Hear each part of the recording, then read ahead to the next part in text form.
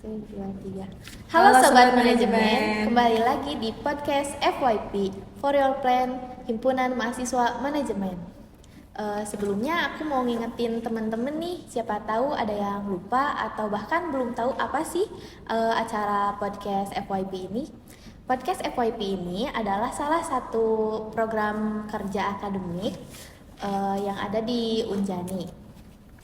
Di sini kita bertujuan untuk membahas seputar kelompok bidang keahlian yang ada di manajemen Unjani.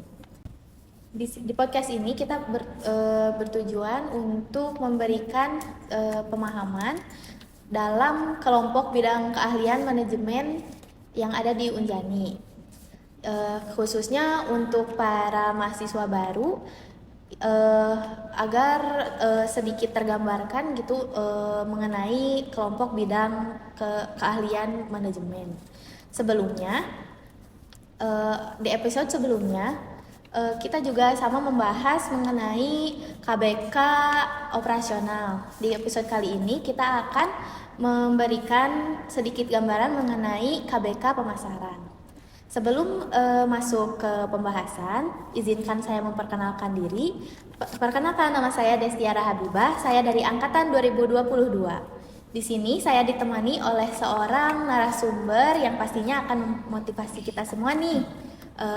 Beliau adalah salah satu dosen dari bidang KBK pemasaran. Untuk Ibu, saya persilahkan untuk memperkenalkan diri. Oke, halo Sobat Manajemen semua, perkenalkan nama saya Eka Septiarini, biasa dipanggil Ibu Eka.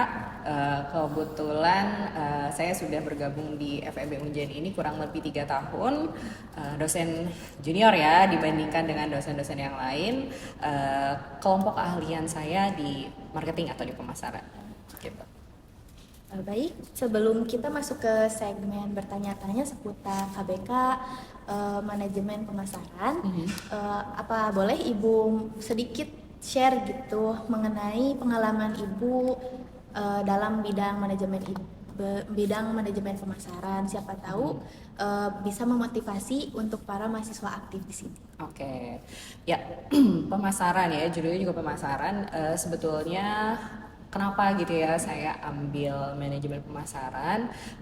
Basically gitu ya, saya awalnya itu dulu seneng banget bisa ketemu orang banyak gitu ya. Jadi ketika kita bisa ketemu orang banyak itu bisa apa ya, saling sharing gitu ya. Nah termasuk gitu ya, ternyata setelah saya menggeluti selama perkuliahan tersebut gitu ya, belajar pemasaran itu ternyata menjadi sesuatu yang dinamis gitu ya, karena kebanyakan kalau di pemasaran sendiri itu kecenderungannya adalah untuk melihat kita gitu ya sebagai seorang konsumen yang day by day, year by year itu ada apa ya, ada perubahan gitu. Jadi senang aja buat mempelajarinya. Oh ternyata nanti usia kita segini, misalnya usianya 20-an, senangnya lagi ngapain, nanti pada saat 25 tahun beda lagi, terus tren juga kan terus-terusan berubah. Jadi ya itu karena sifat pemasaran itu dinamis, jadi saya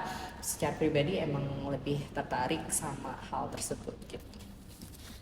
Lalu menurut Ibu sulit atau enggak sih di saat Ibu dari saat kuliah sampai sekarang, kesulitan Ibu ada di mana gitu dalam menjalani KBK pemasaran ini? Oke, kalau dibilang sulit mah relatif ya, ada mahnya ya barusan ke bawah.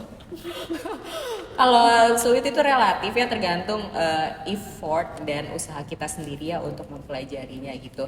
Sebetulnya segala sesuatu juga nggak ada yang sulit sih, as long as memang kita fokus gitu ya dan berkesesuaian dengan minat kita gitu ya terutama. Jadi hati-hati juga nih buat semuanya ketika memilih kelompok keahlian itu, memang harus berdasarkan minat kita gitu yang mana. Bukan karena ikut teman atau ikut yang kebanyakan, tapi memang betul-betul dari dalam diri sendiri gitu ya. Jadi kalau segala sesuatu yang berasal dari diri sendiri sih sebetulnya insya Allah bisa diikuti gitu ya. Walaupun ya pasti ups and downs itu pasti ada, tapi as long as kita minat sama bidang tersebut gitu ya, ya akan enjoy aja sih menghadapinya. Ya banyak adu-aduhan juga sama kuliah ibu S1, S2 sampai sekarang ibu lanjut lagi juga. Tetap aja ibu juga mengalami seperti kalian semua gitu ya, banyak tugas, kemudian juga harus ketemu dosen, WA dosen yang kadang-kadang ibu bolak-balik baca kayak gitu juga sama. Termasuk dalam hal perkuliahan gitu ya. Pasti akan selalu ada ilmu yang baru gitu ya dan mengikuti tren. Jadi sih itu sih challenging dari pemasaran itu ya, karena tadi sifatnya itu dinamis dan pasti ada perubahan dan selalu ada yang baru aja sih kalau di setiap keilmuan itu. Jadi serunya di situ, brand juga kan makin banyak, terus juga ada startup yang makin banyak, dan startupnya juga nggak melulu orang dewasa, bahkan yang muda-muda seumuran kalian juga banyak. Jadi ya lebih menarik sih buat ini. Wah, tuh keren banget teman-teman, udah mau S3. Jadi kesulitannya itu relatif ya, tergantung kita tuh niatnya bener atau enggak di KBK tersebut. Jadi jangan salah pilih ya teman-teman. Lalu manfaat yang Ibu rasain setelah memilih KBK ini tuh apa gitu Ibu? Jadi ibu tahu ya tentang harga-harga maksudnya perilaku-perilaku apa namanya, karena ibu mempelajari itu gitu ya. Jadi ketika misalnya let's say kita ke mall gitu ya, atau let's say kita ke supermarket itu, jadi kita tuh udah kebayang gitu, misalnya ada SPG kan ya, SPG nawarin barang, oh ini ya direct selling gitu ya, personal selling gitu. Nah kalau misalnya kalian ke toko tuh ya, kalian ke toko terus suka diikutin SPG-nya ya kan, suka kan, mungkin kadang kalian sebel gitu ya, tapi itu adalah salah satu trik marketing loh itu ya buat pemasaran. Nah itu tuh buat apa sih sebenarnya? Itu adalah untuk secara eksklusif sebenarnya untuk memfasilitasi kita sebagai seorang konsumen. Tapi kadang yang nggak tahu ilmu marketing mungkin ngerasa risih atau terganggu gitu ya, padahal kita tuh lagi diistimewain banget pada saat itu gitu. Nah termasuk sekarang juga ibu ada kecenderungannya lebih tertarik ke lebih spesifik lagi, yaitu digital marketing gitu ya, karena memang hampir semua lini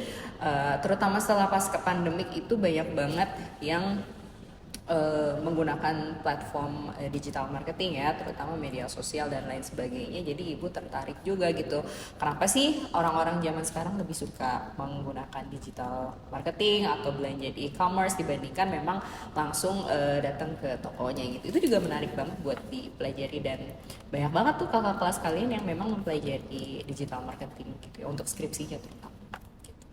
Berarti banyak banget ya Ibu manfaatnya mempelajari KBK ini gitu ya. Betul. Pasti semua KBK juga memiliki kelebihannya tersendiri gitu. Iya. Lalu boleh gak Ibu menjelaskan mengenai KBK pemasaran ini secara umum gitu, untuk menggambarkan bagi para mahasiswa baru gitu, apa sih KBK pemasaran ini gitu?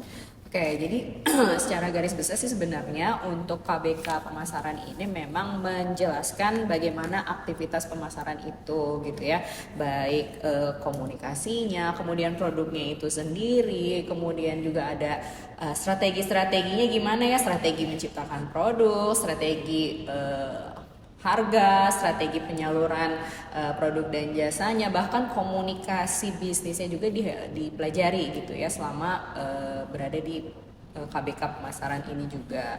Lalu nanti kalian akan masuk juga, itu kan secara manajemen pemasaran dan strategi pemasarannya.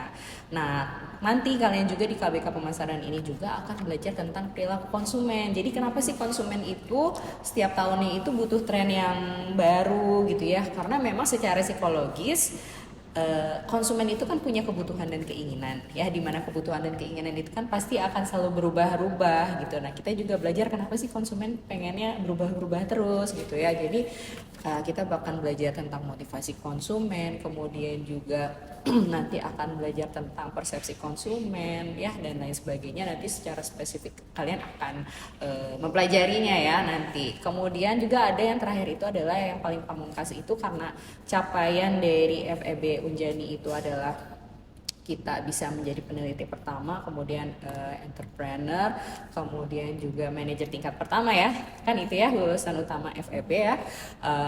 Nanti diajari di KBK pemasaran ini untuk melakukan riset pemasaran gitu ya. Jadi kita tahu banget basic-basic untuk apa ya, untuk membuat sebuah bisnis gitu ya. Nanti di riset pemasaran itu juga kalian akan mempelajari eh apa ya, merumuskan masalah-masalah riset pemasaran ya. Jadi kenapa sih tren ini bisa ada, kenapa sih waktu itu bisa ada tren cewek kue, cewek apa lagi, ibu lupa, Cewek mamba, bumi, cewek cewek bumi. Nah mamba. kenapa sih bisa ada yang seperti itu gitu ya, dan itu tuh memang hasil riset. Terus kan warna-warnanya juga kan akhirnya sama konsumen, warna-warna gonjreng-gonjreng ya, pink Fanta untuk cewek kue ya, cewek buminya warna-warna nude, kemudian cewek mambanya kan hitam. Nah itu tuh memang sebuah perilaku konsumen yang nantinya memang harus diriset. Jadi kenapa pada saat itu happening banget warna-warna tersebut dan tren-tren tersebut, ya karena memang hasil dari riset pemasaran juga dan berimpact sama semuanya. Keren banget tuh.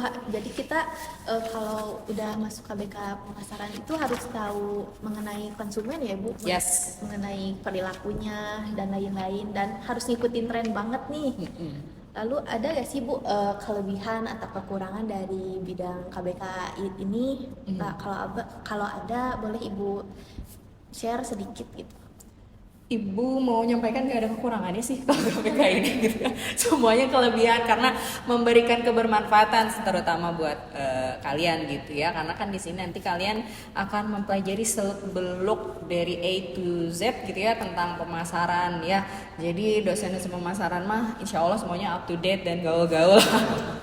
Ya gaul-gaul ya, karena tadi sifatnya pemasaran itu dinamis, jadi mau nggak mau gitu ya, memang semua dosen juga diharapkan bisa stay on up to date. Kenapa? Supaya nanti bisa memberikan materi dan penyampaian materinya sama kalian itu lebih ngena gitu ya, dan berkesesuaian dengan apa yang terjadi sama kalian gitu ya. Jadi kelebihannya ya itu tadi gitu ya, lebih dinamis dan kalian pasti akan lebih terbuka gitu ya, bahwa wah pemasaran tuh sebanyak itu gitu ya, dan seluas itu gitu, nggak cuma jual barang kan ya. Kalau misalnya orang-orang awam yang belum mempelajari pemasaran itu apa sih ya, paling cuma masarin barang aja, ngejual barang aja, ternyata tuh nggak gitu.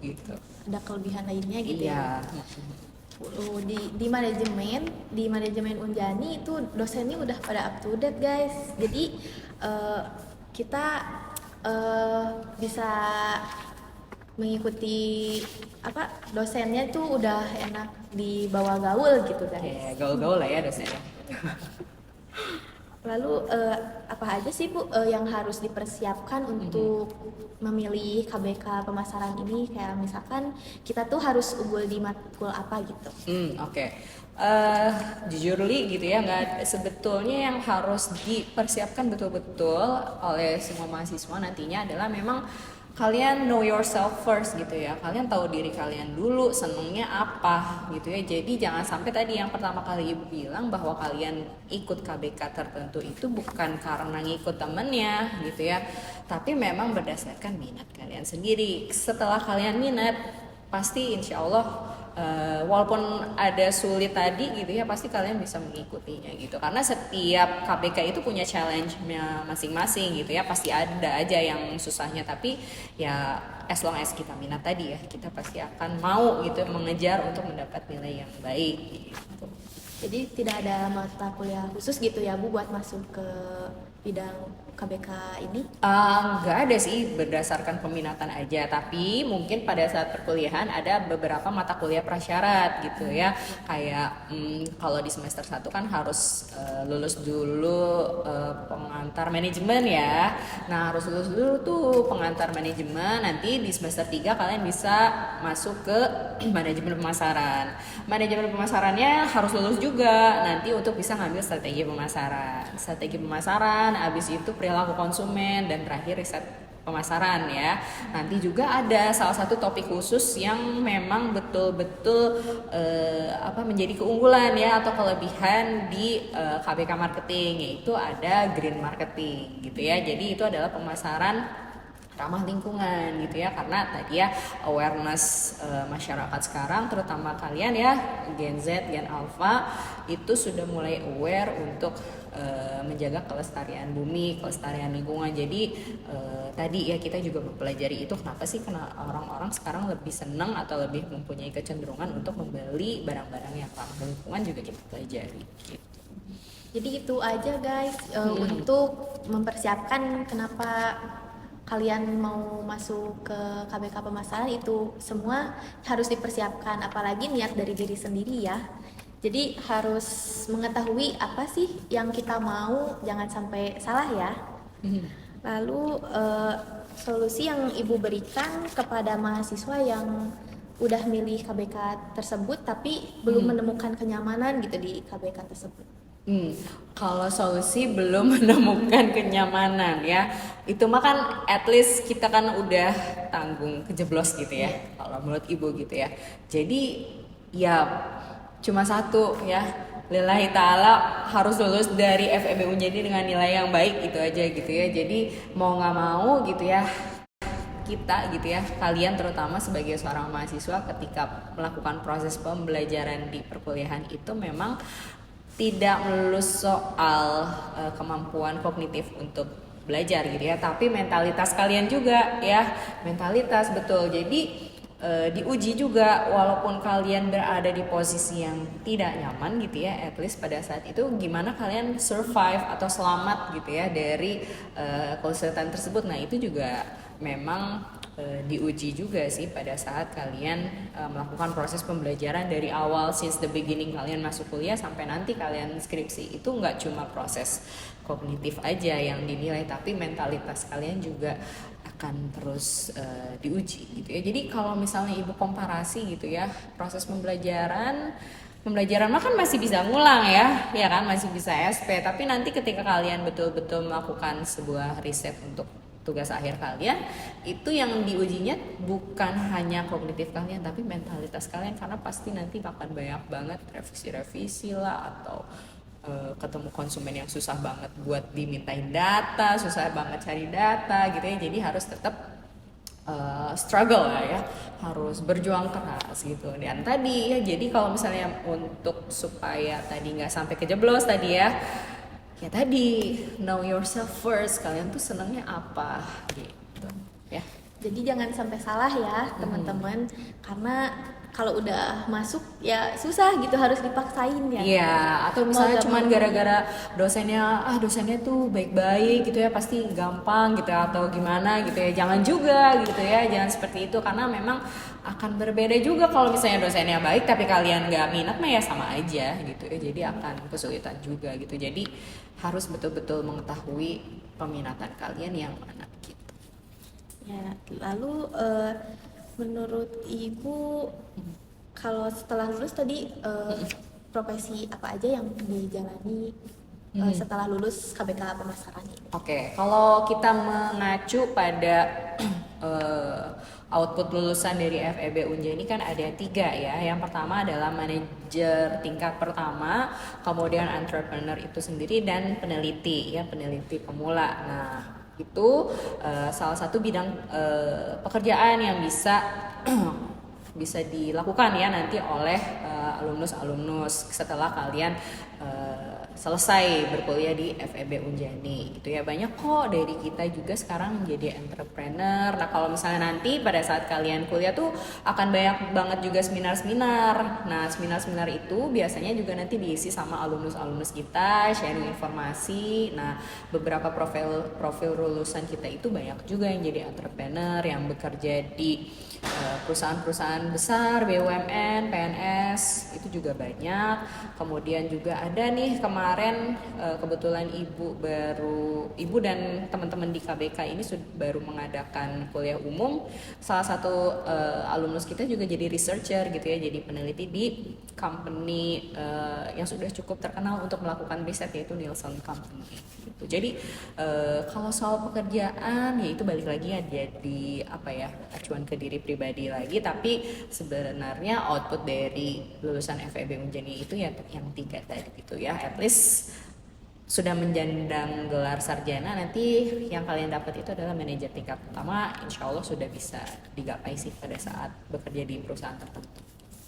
Nah, lulusannya keren-keren banget gak sih guys buat masuk ke KBK pemasaran ini? Gimana, kalian udah tertarik belum nih sejauh ini untuk masuk ke KBK pemasaran? Udah gak kerasa waktu udah berselang lama ya. sebelum kita masuk ke penutupan, apakah ada kata-kata atau pesan-pesan mengenai KBK pemasaran ini menurut Ibu? Bagaimana? Kalau untuk diri Ibu pribadi, selama Ibu ada di KBK pemasaran, Ibu seneng banget gitu ya, karena tadi kita ada bersepuluh ya, dosen manajemen pemasaran itu ada 10 dengan dosen koordinatornya Pak Yadi Ernawadi SEMSC. Insya Allah open banget ya kami untuk para dosen di KBK pemasaran itu, open untuk mahasiswa untuk bisa berdiskusi terutama dengan kita. Jadi kalau sama dosen pemasaran ya jangan segan-segan aja gitu ya, atau dengan dosen lain pun kalian mau bertanya silakan bertanya gitu ya, jangan sampai ketakutan aja gitu ya. Jadi hilangkan aja selama kalian punya niat baik untuk nanya, pengen tahu, terus penasaran tentang sesuatu, tanya aja gitu ya. Kemudian juga nanti gitu ya, pesan-pesan buat ini untuk maba Iya. untuk maba nanti pada saat kalian pemilihan konsentrasi mana yang ingin kalian pilih gitu ya dari seluruh konsentrasi yang ada di FEB, pesan Ibu cuma satu yang tadi ya, minat kalian itu apa gitu ya. Jadi jangan sampai cuma ngikutin teman, know yourself first gitu. Tuh, jadi guys, kesimpulannya kita itu harus tahu gitu minat kita tuh di mana. Jadi seperti kata Ibu, know yourself first gitu ya. Jangan sampai jeblos ke salah KBK gitu, nanti kalian kepaksa gitu ya. Jadi gak enak gitu. Gak nyaman ya. banget soalnya. Iya. Ya. Mungkin ada dosen yang baik, ada yang gimana pun ya, kalau semisal kita tidak sesuai passion ya Bu ya. Iya, betul. Nanti gak enak gitu, banyak sedihnya, banyak gitu. Tapi banyak aduh-aduhnya ya. Terus sebenarnya selama kuliah itu nggak ada happy-nya, nggak melulu happy, ada aja sih aduh-aduhnya gitu. pasti ada Iya, Ibu, tapi ya. harus tetap semangat ya. Kalau sudah niat dari hati mah pasti senang dong ya. Nanti juga dengan hasil yang memuaskan gitu. Yes. Apalagi lulusannya juga bagus-bagus gitu. Jadi entrepreneur gitu ya. Keren banget ya. Terus karena kita udah ada di penghujung acara di episode ini dan waktu kita terbatas, mungkin sekian pembahasan kami mengenai KBK pemasaran kali ini. Terima kasih kepada Ibu Eka yang sudah berkenan untuk hadir di podcast kali ini. Sama-sama. Semoga bermanfaat materinya. Semoga yang Ibu sampaikan bisa memotivasi kita semua ya. Amin. Terima kasih juga pada teman-teman yang udah nonton sampai habis. Sekian dari saya, Destiara Habibah, pamit undur diri. See you di episode selanjutnya. Dadah.